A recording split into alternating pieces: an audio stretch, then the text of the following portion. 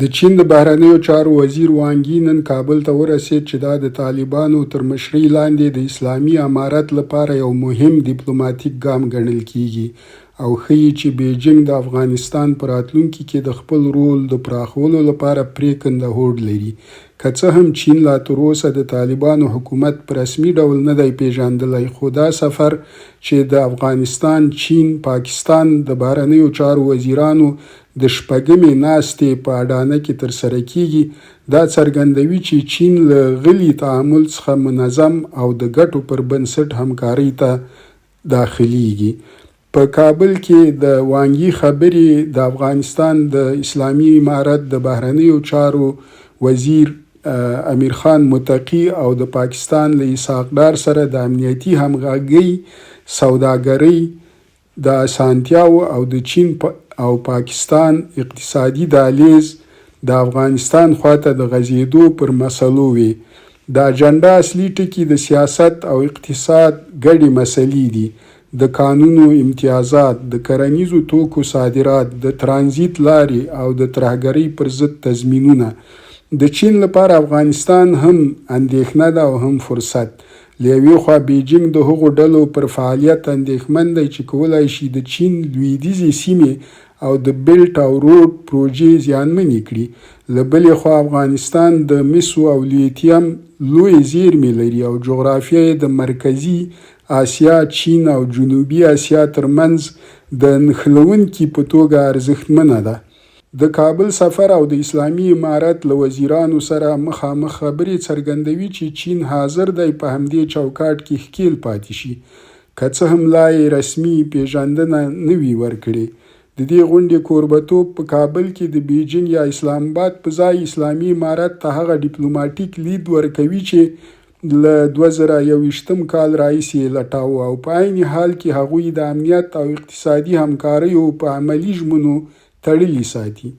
د پاکستان لپاره دا سفر د اهمیت او زیان دواړه اړخونه لري. د اسلام آباد شتون دلته د چین او پاکستان اقتصادي دهلیز او د هر امنیتي تړون لپاره اړین دی، خو هغه انحصاري دریځ چې افغانستان ته د دروازې په توګه درلود ورو ورو له لاسه وځي. اوس کابل چین ته مخامخ لاسرسی لري، نو پاکستان باید د صحنې برخوال وي، نه دا چې کنټرول ولري. د افغانستان لپاره دا سفر یوازې سمبولیک ارزښت نه لري، بلکې د اقتصادي ساه ورکولو چانس هم دی، ځکه هیواد په نړیواله کچه منزوي پاتې شوی دی. د افغانستان د یوریشیا د زنځیرونو برخه ګرځوي او ښیي چې ګاونډیان د لویدیځ له پیژندنې پرته هم ورسره کار کولی شي. د دې سفر اغیزې له سیمې هخوا هم غځېږي. د روسیې لپاره چې په جولای کې د طالبانو تر مشرۍ لاندې اسلامي امارت په رسمي ډول وپیژانده، د چین ښکیلتیا د مسکو هغه شرط تاییدوي چې تدریجي عادي کول به وروسته ورپسې راځي. د مرکزي اسیا هیوادونو ته دا یو ډول ډاډ دی چې د افغانستان بیا ادغام د ګډو چوکاټونو له لارې مدیریت کیږي، نه دا چې یوازې پرېښودل شي او ناامنۍ ته وسپارل شي. د امریکا او اروپا لپاره دا د هغوی د شرطي سیاست بیه ښکاره کوي چې صحنه له لاسه ورکوي.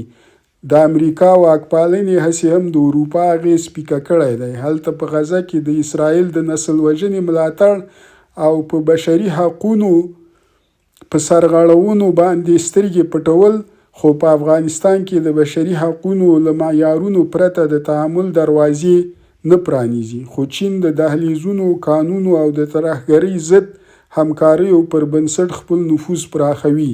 د لویدیځ انزوا افغانستان نه دی کنټرول کړی، بلکې ځای نورو ته خالی پریښی.